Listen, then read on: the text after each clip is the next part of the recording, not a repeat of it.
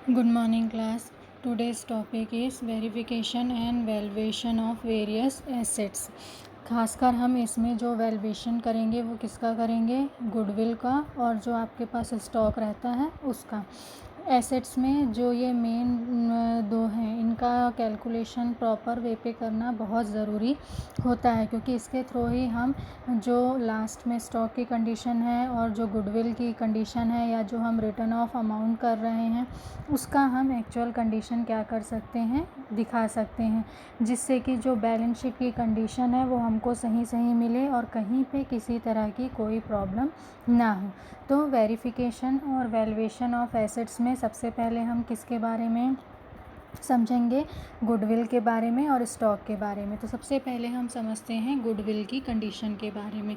According to standard accounting standard 10 के according जो भी आपकी एसेट्स होते हैं उसमें जो गुडविल होता है उसका कंडीशन या उसका जो वैल्यूएशन है या वेरिफिकेशन का कंडीशन है वो किस तरह से एनालिसिस हम करते हैं। सबसे पहले हम समझेंगे कि इसका वेरिफिकेशन कैसे करते हैं। वेरिफिकेशन करने के लिए सबसे अच्छा होता है कि जब हमने बिज़नेस को परचेस किया था तो उस कंडीशन में जो भी आपने जो भी फॉर्मेट फुलफ़िल किया था उसके अकॉर्डिंग हम कंफर्म कर सकते हैं कि एक्चुअल में गुडविल की कंडीशन क्या है, और इसके थ्रू हम क्या कर सकते हैं, एनालिसिस कर सकते हैं कि कंटिन्यूएशन में उसका कितना बेनिफिट मिला, प्लस जो भी कंडीशन है वो सही है या नहीं है, ये सारी चीज़ों का भी हम आसानी से क्या कर सकते हैं, एनालिसिस कर सकते हैं। और जो वेंडर्स एग्रीमेंट है उसके थ्रू भी हम प्रॉपर जो गुडविल है उसका कैलकुलेशन कर सकते हैं। तो ये क्या है, वेरिफिकेशन का कंडीशन। सेकंड है इसका वैल्यूएशन का कंडीशन। वैल्यूएशन के अकॉर्डिंग आपको क्या करना पड़ता है कि इसके अलग अलग मेथड होते हैं, उन मेथड के थ्रू हम आसानी से कैलकुलेट कर सकते हैं कि अभी की जो कंडीशन है उसके अकॉर्डिंग जो गुडविल है, गुडविल का कितना अमाउंट होना चाहिए। ये अलग अलग मेथड यहाँ पे डिटेल में आपके दिए हुए हैं, जिसके थ्रू आप आसानी से वैल्यूएशन कर सकते हो कि आपके गुडविल का अमाउंट कितना है। सबसे पहले इसमें जो मेन फर्स्ट मेथड है वो है आपका एवरेज प्रॉफिट मेथड।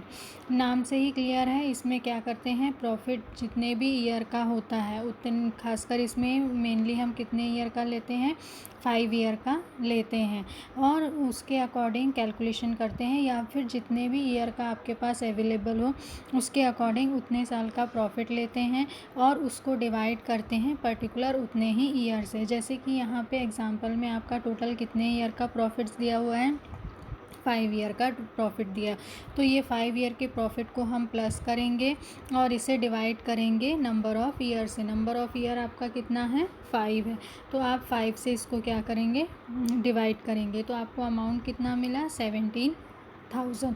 अब आपको गुडविल का जो कैलकुलेशन करना है उसके लिए परचेस ईयर आपका कितना है, 3 ईयर है, तो 3 ईयर के अकॉर्डिंग आपका गुडविल का अमाउंट कितना होगा, 51,000। ये हो गया आपका कौन सा मेथड, पहला मेथड हो गया। अब हम समझेंगे सेकंड मेथड को। सेकंड मेथड होता है super profit method. Super profit method में सबसे पहले हम जो नॉर्मल प्रॉफिट है उसका कैलकुलेशन करते हैं और उसके अकॉर्डिंग फिर डिसाइड करते हैं कि गुडविल का अमाउंट क्या होगा। तो इसका जो मेन मेथड है, सबसे पहले इसमें हमको क्या निकालना पड़ता है, नॉर्मल प्रॉफिट। नॉर्मल प्रॉफिट के लिए हमको किसकी ज़रूरत पड़ती है, एवरेज कैपिटल एम्प्लॉयड की, और आपको नॉर्मल रेट ऑफ रिटर्न की कंडीशन के बारे में पता होना चाहिए। तो इसके थ्रू आप आसानी से कैलकुलेट कर सकते हो कि आपका नॉर्मल प्रॉफिट का अमाउंट कितना होगा। अब जैसे क्वेश्चन में आपको दिया है कैपिटल आपका कितना है, 5 लाख का है, रेट ऑफ रिटर्न उसके अकॉर्डिंग कितना है, 10% है। 10% के अकॉर्डिंग आपका नॉर्मल जो प्रॉफिट है वो कितना होना चाहिए, 50,000 होना चाहिए, जैसा कि यहाँ पे हमने इसको निकाला है, ठीक है, 50,000 होना चाहिए। लेकिन देखिए क्वेश्चन में जो आपका दिया है एक्चुअल प्रॉफिट अर्नड उसका अमाउंट कितना है, 60,000। मीन्स जो नॉर्मल प्रॉफिट से है उससे जो एक्चुअल प्रॉफिट है वो कितना ज़्यादा है आपका, 10,000 ज़्यादा है, तो उसको हम क्या कहते हैं, सुपर प्रॉफिट कहते हैं। 60,000 में से 50,000 माइनस किया तो आपको कितना मिला, 10,000। ये 10,000 आपका क्या है, सुपर प्रॉफिट। तो ये सुपर प्रॉफिट के अकॉर्डिंग हम क्या करते हैं, गुडविल का एनालिसिस करते हैं। अब गुडविल का एनालिसिस क्वेश्चन में कितने ईयर्स के लिए बोला है, 3 ईयर्स के लिए। तो 3 ईयर्स के अकॉर्डिंग हमारा जो गुडविल का अमाउंट होगा वो कितना होगा, 30,000 होगा। मीन्स जो नॉर्मल प्रॉफिट रहता है उससे जितना भी एक्स्ट्रा हम अर्न करते हैं वो हमारी गुडविल की कंडीशन के कारण होता है। क्यों, क्योंकि हमारा ब्रांड नेम फेमस होता है या हमारा प्रोडक्ट बहुत अच्छा होता है। इन सारी कंडीशंस के कारण कई बार क्या होता है, जितना नॉर्मल प्रॉफिट की कंडीशन है उससे ज़्यादा जो हमको प्रॉफिट होता है उसे ही हम क्या कहते हैं, सुपर प्रॉफिट कहते हैं। और इसके अकॉर्डिंग ही हम अपने गुडविल का कैलकुलेशन आसानी से कर सकते हैं। नेक्स्ट है आपका कैपिटलाइजेशन मेथड। कैपिटलाइजेशन मेथड में गुडविल निकालने का फॉर्मूला यहाँ पे दिया हुआ है, super profit into 100 upon percentage of normal profit. अब देखिए इसका एग्जांपल यहाँ पे दिया है, उसके अकॉर्डिंग सबसे पहले हम किसका कैलकुलेशन करेंगे, जो नॉर्मल प्रॉफिट है उसका कैलकुलेशन करेंगे। आपका कैपिटल एम्प्लॉयड का अमाउंट दिया है 5 लाख और आपका नॉर्मल रेट ऑफ रिटर्न दिया है 10%। उसके अकॉर्डिंग आपका नॉर्मल प्रॉफिट कितना हुआ, 50,000। अब यहाँ पे एक्चुअल जो एवरेज प्रॉफिट दिया है वो कितना दिया है आपका, 80,000, जबकि नॉर्मल प्रॉफिट के अकॉर्डिंग अमाउंट कितना होना चाहिए, 50,000। तो 80,000 माइनस 50,000 जो आपका डिफरेंस आएगा वो आपका क्या होगा, सुपर प्रॉफिट। और सुपर प्रॉफिट के अकॉर्डिंग अगर आप गुडविल का कैलकुलेशन करेंगे तो आपका अमाउंट आएगा 3 लाख। तो इसके थ्रू आप क्या कर सकते हैं, आसानी से कंफर्म कर सकते हैं कि आपके गुडविल का अमाउंट कितना है। नेक्स्ट आपका मेथड है एन्युटी मेथड। इस मेथड के अकॉर्डिंग हम क्या करते हैं, जो प्रेजेंट वैल्यू होता है उसके अकॉर्डिंग जो आपका सुपर प्रॉफिट निकलता है उसके थ्रू हम एनालिसिस करते हैं कि गुडविल का अमाउंट क्या होगा। यहाँ पे भी आपका देखिए कैपिटल दिया है 8 lakh, normal rate of return दिया है 12%। उसके अकॉर्डिंग जो आपका नॉर्मल प्रॉफिट का अमाउंट होना चाहिए वो कितना होना चाहिए, 96,000, जबकि एक्चुअल में प्रॉफिट आपका कितना हुआ है, 1 लाख, जो कि कितना ज़्यादा है, 4,000 ज़्यादा है। मींस 4,000 आपका क्या हो गया, यहाँ पे सुपर प्रॉफिट हो गया। उसके अकॉर्डिंग परचेस कितने ईयर का हो गया है, 5 ईयर का। तो 4,000 इंटू 5 करेंगे तो आपका टोटल अमाउंट कितना आएगा, 20,000। तो इसके अकॉर्डिंग आपका गुडविल का अमाउंट कितना होगा, 20,000 को मल्टीप्लाई करेंगे 3.7908 से। ये अब कहाँ से आया, 3.7908, ये जनरली टेबल के थ्रू आता है। अगर आप 5 ईयर का कैलकुलेशन करते हैं तो उसमें अगर 5 ईयर में आप रेट देखेंगे 12% के अकॉर्डिंग तो आपका जो कंडीशन है गुडविल का उसका जो अमाउंट होता है वो इतना ही आता है। तो इसलिए इसके अगर आप अमाउंट को मल्टीप्लाई करेंगे तो आपको क्या मिल जाएगा, गुडविल मिल जाएगा। ये किस मेथड के अकॉर्डिंग है, एन्युटी मेथड के अकॉर्डिंग। तो ये क्या है, अलग अलग मेथड है जिसके थ्रू आप आसानी से क्या कर सकते हैं, अपने गुडविल का एनालिसिस कर सकते हैं। जो मेथड आपको सूट होता है, जो कंडीशन आपको सही लगता है उसके अकॉर्डिंग आप क्या कर सकते हैं, अपने गुडविल का कैलकुलेशन आसानी से या इजी वे पे कर सकते हैं। कहीं पे किसी तरह की कोई प्रॉब्लम नहीं होती। ये क्या है, आपका गुडविल का वेरिफिकेशन एंड वैल्यूएशन। अब नेक्स्ट है आपका valuation of stock in trade. ये भी एक बहुत ज़रूरी कंडीशन है क्योंकि स्टॉक के थ्रू ही मेन हम एनालिसिस करते हैं कि एक्चुअल में बैलेंस शीट की कंडीशन क्या है, क्योंकि उसमें हमको दिखाना पड़ता है कि टोटल हमारा क्लोजिंग स्टॉक का अमाउंट क्या है। और उसके गलत होने से बैलेंस शीट की कंडीशन टोटली क्या हो जाती है, चेंज हो जाती है।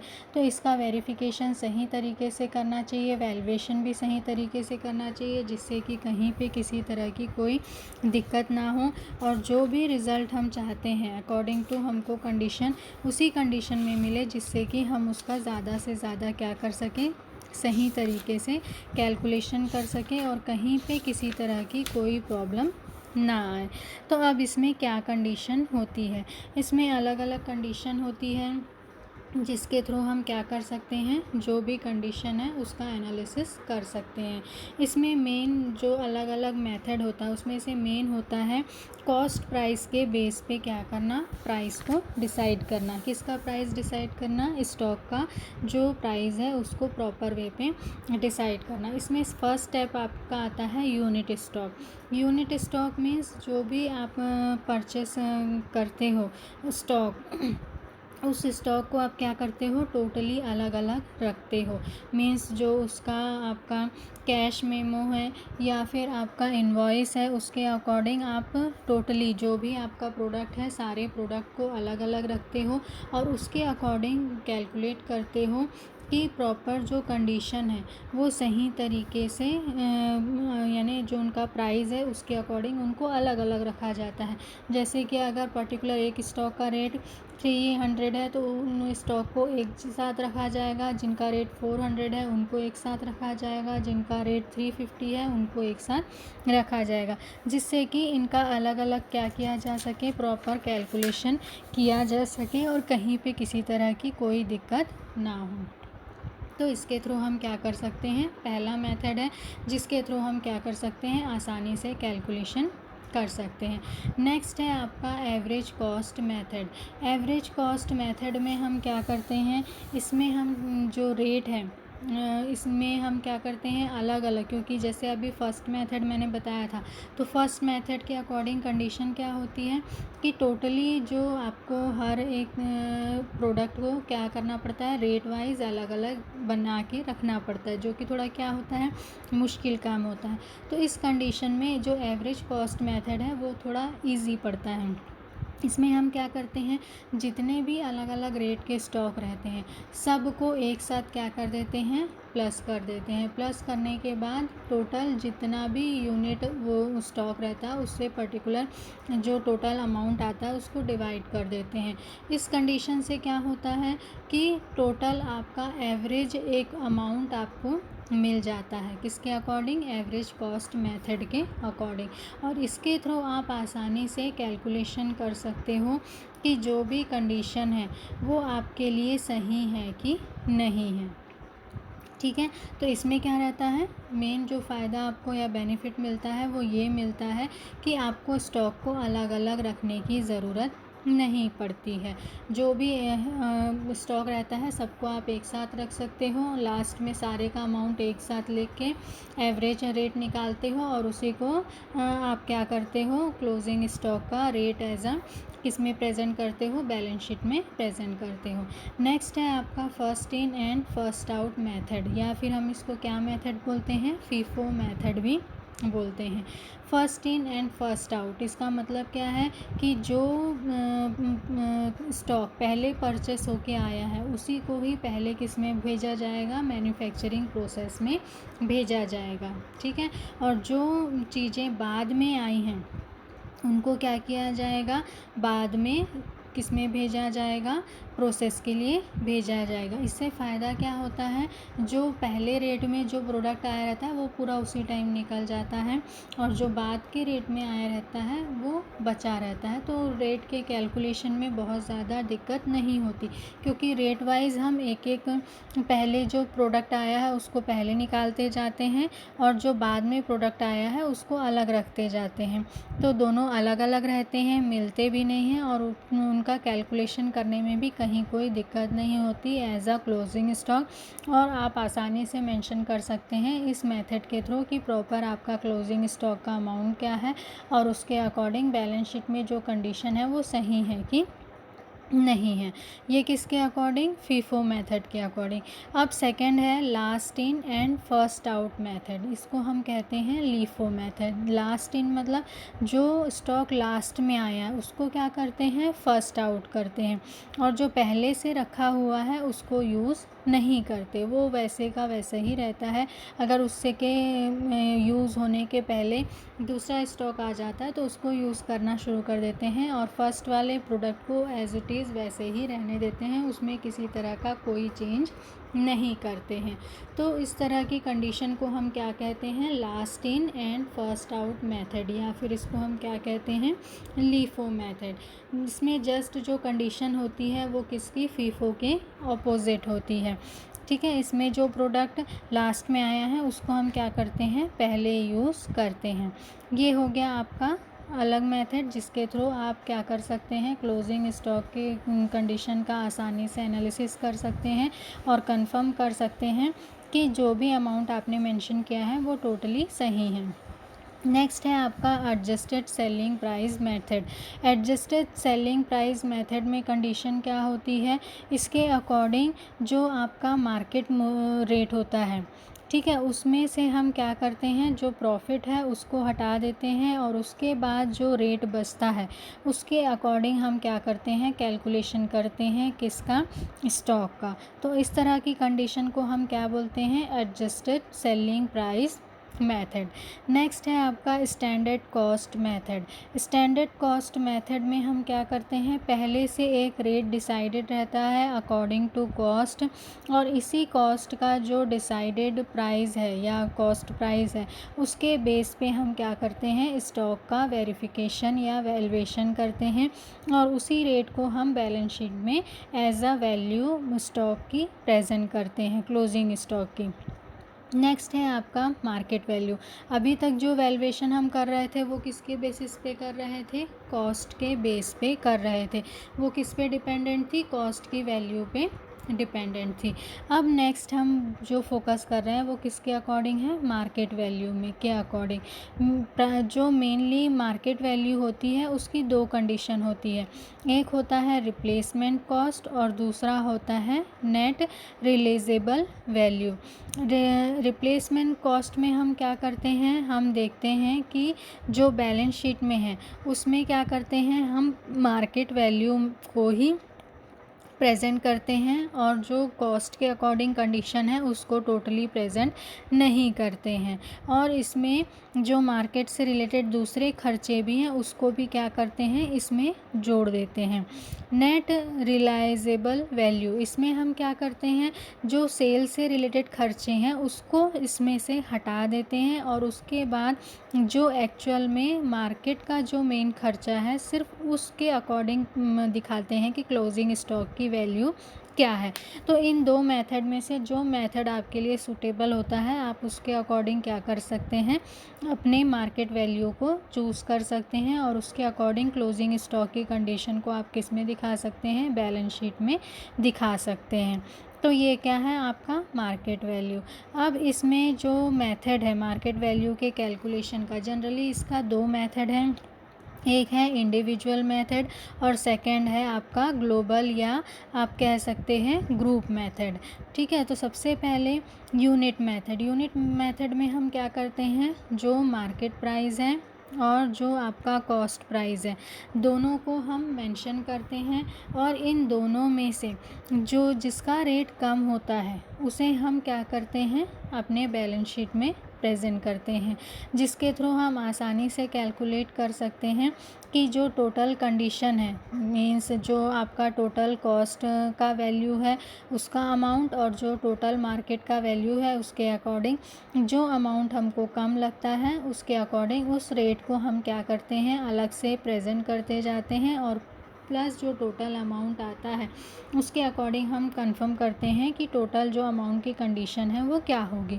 नेक्स्ट है आपका ग्रुप मेथड। ग्रुप मेथड में हम क्या करते हैं, जो टोटल कॉस्ट है, कॉस्ट वैल्यू है उसको प्लस करते हैं, प्लस जो टोटल मार्केट वैल्यू है उसको प्लस करते हैं और दोनों के कहना चाहिए जो टोटल है उनमें से जिसका अमाउंट कम होता है उसको हम किस में दिखाते हैं, बैलेंस शीट में as a closing stock present करते हैं। फॉर एग्ज़ाम्पल जैसे यहाँ पे ये जो टेबल दिया है इसमें आसानी से क्लियर है। इस टेबल में दिया है स्टॉक के यूनिट वाइज दिया है, 1 यूनिट, 2 यूनिट, 3 यूनिट, 4 यूनिट, सब यानी अलग अलग जो स्टॉक हैं उनके बारे में यहाँ पे डिटेल में सारी मेंशन है। और हर किसी का कॉस्ट वैल्यू उसके बाद मेंशन है, और हर किसी का उसके बाद आपका मार्केट वैल्यू मेंशन है। और फिर उसके बाद यहाँ पे क्या किया गया है, दोनों में से जो कम है, ठीक है। जैसे कि फर्स्ट में देखिए, पहले का कितना है 200 और दूसरा जो मार्केट वैल्यू है वो कितना है 300। अब दोनों में से कम कौन सा है, तो दोनों में से कम कौन सा है, कॉस्ट वैल्यू आपका कम है। तो इसलिए यहाँ पे क्या प्रेजेंट किए हैं हम, आपका कॉस्ट वैल्यू प्रेजेंट किए हैं। ये हो गई पहली कंडीशन। वैसे ही सेकंड में भी हमने वही किया, 500 400, कौन सा अमाउंट कम है, मार्केट वैल्यू कम है, तो उसको हमने किस में दिखाया, 400 में दिखाया। थर्ड में 300 350, कौन सा कंडीशन कम है, जो कॉस्ट वैल्यू है वो यहाँ पे क्या है, कम है, तो हमने किसको दिखाया, कॉस्ट वैल्यू को। 600 550, अब यहाँ पे कौन सा वैल्यू कम है, मार्केट वैल्यू कम है, तो हमने किसको प्रेजेंट किया, 550। अब देखिए तीनों का हमने क्या किया, टोटल निकाला। टोटल जो कॉस्ट वैल्यू है वो कितना आया, 2250। जो आपका मार्केट वैल्यू है वो कितना आया, 2350। और जो हमने कम ज़्यादा के अकॉर्डिंग जो अमाउंट लिया था उसके अकॉर्डिंग टोटल अमाउंट कितना आया आपका, 21,000, ठीक है। अब पहला यूनिट मेथड के अकॉर्डिंग जो आपका आंसर आएगा वो आपका आंसर क्या होगा, 2100। देखिए यहाँ पे लिखा है यूनिट मेथड के अकॉर्डिंग जो आपका स्टॉक का वैल्यूएशन होगा वो किसके अकॉर्डिंग होगा, 21 के अकॉर्डिंग, क्योंकि तीनों में सबसे कम रेट कौन सा है, थर्ड वाले का है, ठीक है। अब सेकंड कंडीशन, सेकंड मतलब ग्रुप मेथड के अकॉर्डिंग हम ये वाला कैलकुलेशन नहीं करते, हम सिर्फ क्या करते हैं, टोटल कॉस्ट प्लस करते हैं, टोटल मार्केट वैल्यू प्लस करते हैं। अब इसमें कंपेयर करते हैं कि किसका ज़्यादा है या किसका कम है। तो यहाँ पे कौन सा वैल्यू कम है, जो कॉस्ट वैल्यू है वो कम है, इसलिए हम स्टॉक में वैल्यूएशन का अमाउंट किसके अकॉर्डिंग लिखेंगे, जो कॉस्ट वैल्यू है उसके अकॉर्डिंग लिखेंगे, ना कि मार्केट वैल्यू के अकॉर्डिंग। तो ये क्या है, अलग अलग कंडीशन या मेथड जिसके थ्रू आप आसानी से कैलकुलेशन कर सकते हैं कि आपको कौन सा रेट अपने बैलेंस शीट में एज अ क्लोजिंग स्टॉक आपको दिखाना है। अब नेक्स्ट है आपका स्टॉक की कंडीशन जनरली क्या होती है, अलग अलग तरीके की होती है। तो उसके अकॉर्डिंग हमको क्या करना पड़ता है, डिसाइड करना पड़ता है कि हमें उसका कॉस्ट वैल्यू लेना है या कि मार्केट वैल्यू लेना है। तो इसके एनालिसिस की भी अलग अलग कंडीशन है। जैसे कि अगर आपका जो है रॉ मटेरियल है, सबसे पहले स्टॉक में क्या आ सकता है, raw material means totally raw material है जिसका यूज़ हम क्या करेंगे, अपने जो भी प्रोडक्ट है उसको बनाने में एज अ प्रोसेस में काम आएगा, ये रॉ मटेरियल, और किसी तरह से इसका कोई यूज़ नहीं है। तो हम इसका टोटल कौन सा वैल्यू लेंगे, कॉस्ट वैल्यू ही लेंगे, मार्केट वैल्यू पे बिल्कुल भी फोकस नहीं करेंगे। क्यों, क्योंकि ये टोटली क्या है, रॉ मटेरियल है, इसलिए इसका मार्केट वैल्यू से हमको कोई भी मतलब नहीं रखना है। और मार्केट वैल्यू अगर लेते भी हैं तो हमको ध्यान में रखना है कि किस कंडीशन में, जब वो कम हो किससे, कॉस्ट वैल्यू से, तभी लेना है, अदरवाइज़ हमको इसको कभी भी नहीं लेना है। नेक्स्ट है आपका semi manufactured goods. Semi manufactured जो गुड्स होते हैं उसमें क्या होता है, सामान जो है टोटली पूरा कंप्लीट नहीं बना होता, पर्टिकुलर अलग अलग पार्ट में बने होते हैं। तो यहाँ पे भी इसका कौन सा रेट हम लेते हैं, कॉस्ट वैल्यू ही लेते हैं, मार्केट वैल्यू नहीं लेते। फिर नेक्स्ट होता है आपका मैन्युफैक्चर्ड गुड्स मीन्स ये टोटली किस लिए तैयार किया गया है, मार्केट में बेचने के लिए। तो यहाँ पे हम जो मेथड यूज़ करते हैं वो होता है मार्केट वैल्यू या फिर कॉस्ट वैल्यू, दोनों में से जो कम है उसको लेते हैं, ठीक है।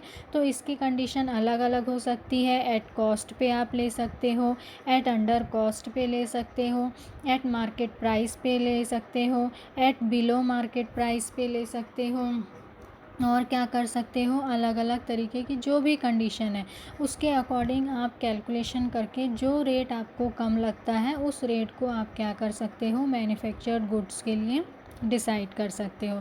नेक्स्ट होता है गुड्स विथ एजेंट। जो आपका गुड्स किसके पास में है, एजेंट के पास में है, उसमें भी आप क्या करेंगे, जो क्या कॉस्ट वैल्यू है वो या जो मार्केट वैल्यू है उसमें जो भी कम होगा उसको आप क्या कर सकते हैं, as a closing stock amount को आप यूज़ कर सकते हैं। क्योंकि इस कंडीशन में मार्केट वैल्यू का एनालिसिस करना थोड़ा मुश्किल भी होता है कई बार, तो जनरली क्या किया जाता है, कॉस्ट वैल्यू को ही लिया जाता है। और अगर आपको बाज़ार जो मार्केट वैल्यू है उसका टोटल एनालिसिस हो गया है तो आप दोनों में से जो कम है उस अमाउंट को आसानी से ले सकते हैं। अब नेक्स्ट है आपका अप्रूवल और रिटर्न बेसिस। कई जो प्रोडक्ट होते हैं वो रिटर्न में आते हैं, तो उस कंडीशन में हमको देखना पड़ता है कि उसका मार्केट कंडीशन या फिर कॉस्ट वैल्यू जो भी कंडीशन है उसके अकॉर्डिंग हम उस रेट को वहाँ पे अप्लाई करते हैं।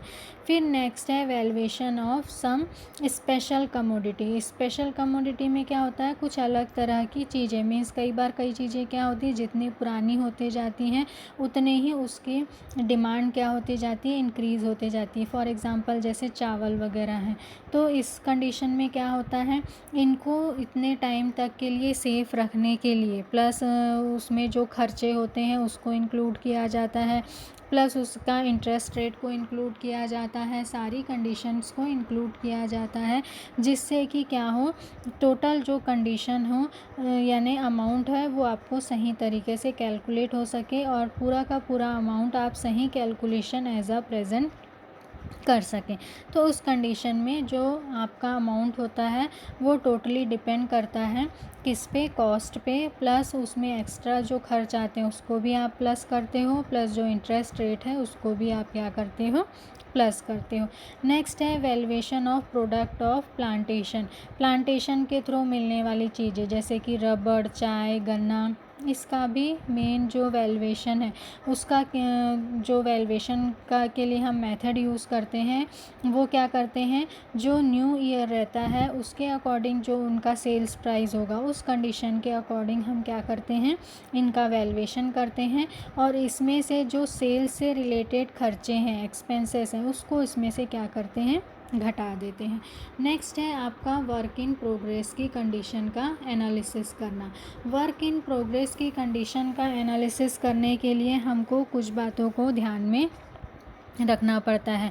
वर्क इन प्रोग्रेस में कंडीशन क्या रहता है, सबसे पहले जो कॉस्ट है, किसका कॉस्ट हम एनालिसिस करते हैं, जो रॉ मटेरियल है उसका, प्लस जो मजदूरी है उसका, और जो ओवरहेड एक्सपेंसेस हैं उसका प्रॉपर वैल्यूएशन करते हैं और देखते हैं कि ये अमाउंट कहीं बहुत ज़्यादा तो नहीं है, और उसके अकॉर्डिंग फिर जो भी कंडीशन है कि करंट ईयर में जो रेट है किसका, कॉस्ट का, किसके अकॉर्डिंग, जो भी आपका वेजेस है और दूसरी कंडीशन है उसके अकॉर्डिंग, और फिर एनालिसिस करना कि जो कंडीशन कंटिन्यूशन में चल रहा है उसके अकॉर्डिंग जो कॉस्ट का कंडीशन है वो सही क्लियर हो रहा है कि नहीं, और उसके बाद फिर सही एनालिसिस करके आप उसको बैलेंस शीट में वर्क इन प्रोग्रेस की कंडीशन को दिखाते हुए उस अमाउंट को टोटली क्या कर सकते हो, मेंशन कर सकते हो, जिससे कि उसका सही सही वैल्यू प्रेजेंट हो और आपको किसी तरह की उसमें प्रॉब्लम क्रिएट ना हो। तो ये क्या है, अलग अलग तरह से स्टॉक को किस तरह से आप मेंटेन करते हैं उसकी सारी कंडीशन का एनालिसिस। नेक्स्ट है आपका जब स्टॉक का वैल्यूएशन होता है तो जो ऑडिटर है उसको क्या क्या ध्यान में रखना चाहिए, उनको ध्यान में रखना चाहिए कि जो भी वैल्यूएशन हुआ है वो सही तरीके से हुआ है कि नहीं। हालांकि उनका काम वैल्यूएशन करने का नहीं है, लेकिन जब वो वेरिफिकेशन और वैल्यूएशन की कंडीशन में को देखें तो उनको देख के समझना चाहिए या समझने की कोशिश करना चाहिए कि सारा जो कैलकुलेशन है वो सही तरीके से हुआ है या नहीं। और अगर किसी तरह का कोई डाउट है तो उसको अपनी रिपोर्ट में क्या करना, मेंशन करना, और उससे रिलेटेड जो भी कंडीशन है उसको सही सही प्रेजेंट करना। ये सब किसके लिए ज़रूरी है, जो ऑडिटर है उसके लिए, जिससे कि स्टॉक के वैल्यूएशन में किसी तरह की कोई गड़बड़ ना हो और सही वैल्यूएशन को ही प्रेजेंट किया जाए, गलत कंडीशन को अप्लाई ना किया जाए। तो ये आपका क्या था, गुडविल और स्टॉक का verification and valuation. Thank you.